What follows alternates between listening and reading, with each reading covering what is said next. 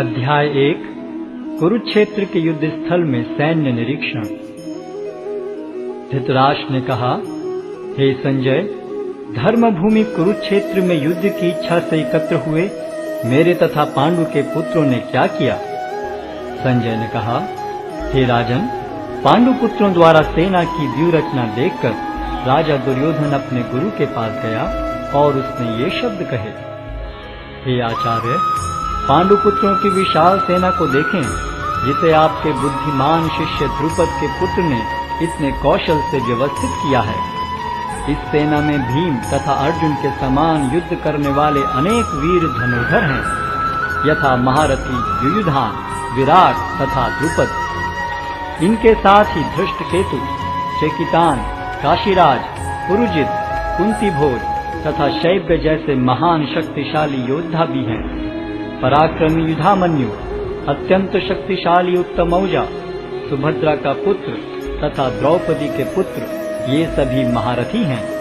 किंतु हे ब्राह्मण श्रेष्ठ, आपकी सूचना के लिए मैं अपनी सेना के उन नायकों के विषय में बताना चाहूंगा जो मेरी सेना को संचालित करने में विशेष रूप से निपुण हैं। मेरी सेना में स्वयं आप, भीष्म, कर्ण, कृपाचार्य, अश्वत्थामा, विकर्ण तथा सोमदत्त का पुत्र भूरिश्रवा आदि हैं, जो युद्ध में सदैव विजयी रहे हैं। ऐसे अनेक वीर भी हैं जो मेरे लिए अपना जीवन त्याग करने के लिए उद्यत हैं। वे विविध प्रकार के हथियारों से सुसज्जित हैं और युद्ध विद्या में निपुण हैं। हमारी शक्ति अपरिमेय है और हम सब पितामह द्वारा भली भांति संरक्षित हैं, जबकि पांडवों की शक्ति भीम द्वारा भली भांति संरक्षित होकर भी सीमित है। अतएव सैन्य व्यूह में अपने अपने मोर्चों पर खड़े रहकर आप सभी भीष्म पितामह को पूरी सहायता दें।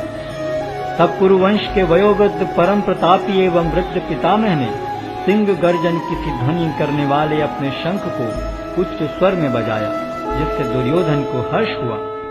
तत्पश्चात शंख, नगाड़े, बिगुल, तुरही तथा सिंह सहसा एक साथ बज उठे। वह समवेत स्वर अत्यंत कोलाहलपूर्ण था। दूसरी ओर से श्वेत घोड़ों द्वारा खींचे जाने वाले विशाल रथ पर आसीन कृष्ण तथा अर्जुन ने अपने अपने दिव्य शंख बजाए।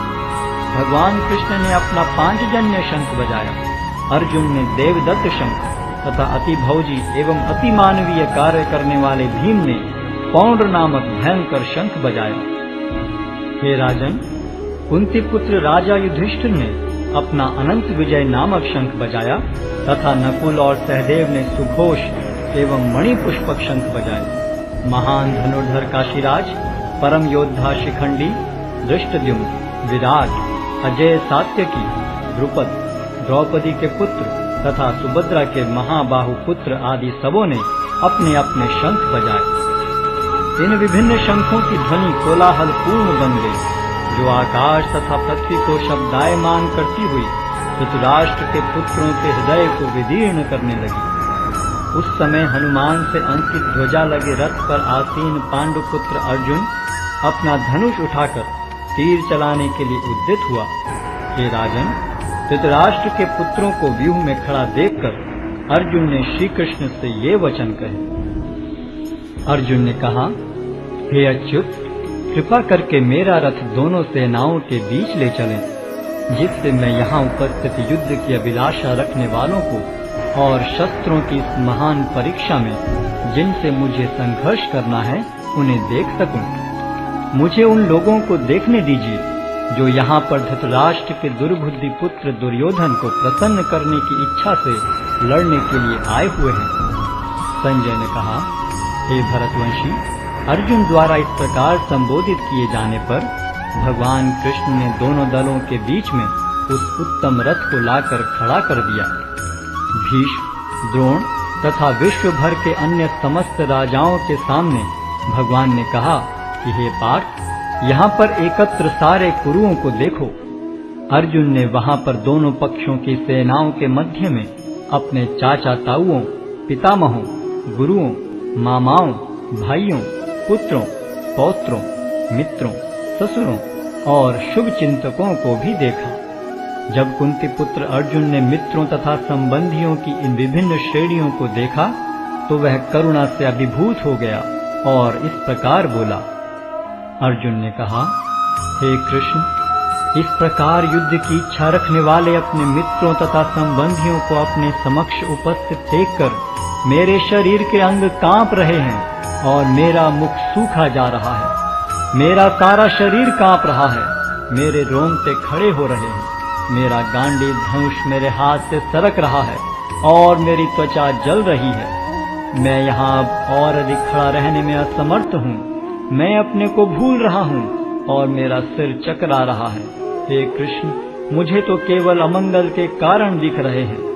हे कृष्ण, इस युद्ध में अपने ही स्वजनों का वध करने से न तो मुझे कोई अच्छाई दिखती है और न मैं उससे किसी प्रकार की विजय, राज्य या सुख की इच्छा रखता हूँ। हे गोविंद, हमें राज्य, सुख अथवा इस जीवन से क्या लाभ, क्योंकि जिन सारे लोगों के लिए हम उन्हें चाहते हैं वे ही इस युद्ध भूमि में खड़े हैं। हे मधुसूदन, जब गुरुजन, पितृगण, पुत्रगण, पितामह, मामा, ससुर, पौत्रगण, साले तथा अन्य सारे संबंधी अपना अपना धन एवं प्राण देने के लिए तत्पर हैं और मेरे समक्ष खड़े हैं, तो फिर मैं इन सबको क्यों मारना चाहूंगा, भले ही वे मुझे क्यों न मार डालें।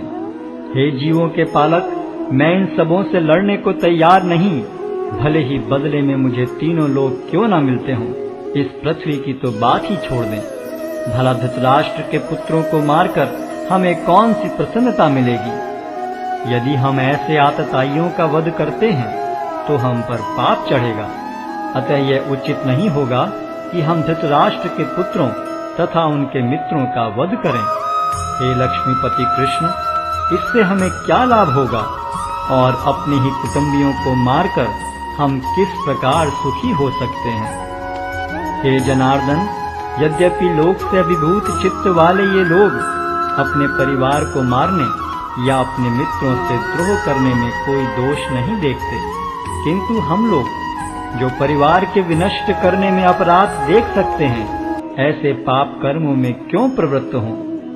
कुल का नाश होने पर सनातन कुल परंपरा नष्ट हो जाती है और इस तरह शेष कुल भी अधर्म में प्रवृत्त हो जाता है। हे कृष्ण, जब कुल में अधर्म प्रमुख हो जाता है तो कुल की स्त्रियां दूषित हो जाती हैं और स्त्रीत्व के पतन से हे वृष्णिवंशी अवांछित संतानें उत्पन्न होती हैं।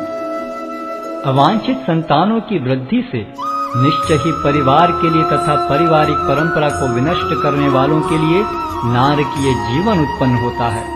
ऐसे पतित कुलों के पुरखे गिर जाते हैं, क्योंकि उन्हें जल तथा पिंडदान देने की क्रियाएं समाप्त हो जाती हैं। जो लोग कुल परंपरा को विनष्ट करते हैं और इस तरह अवांछित संतानों को जन्म देते हैं, उनके दुष्कर्मों से समस्त प्रकार की सामुदायिक योजनाएं तथा पारिवारिक कल्याण कार्य विनष्ट हो जाते हैं। हे प्रजापालक कृष्ण, मैंने गुरु परंपरा से सुना है कि जो लोग कुल धर्म का विनाश करते हैं वे सदैव नरक में वास करते हैं। ओहो, कितने आश्चर्य की बात है कि हम सब जघन्य पाप कर्म करने के लिए उद्यत हो रहे हैं। राज्य सुख भोगने की इच्छा से प्रेरित होकर हम अपने ही संबंधियों को मारने पर तुले हैं। यदि शस्त्रधारी धृतराष्ट्र के पुत्र मुझ निहत्थे तथा रणभूमि में प्रतिरोध न करने वाले को मारें तो यह मेरे लिए श्रेयस्कर होगा। संजय ने कहा, युद्ध भूमि में इस प्रकार कहकर अर्जुन ने अपना धनुष तथा बाण एक ओर रख दिया और शोक संतप्त चित्त से रथ के आसन पर बैठ गए।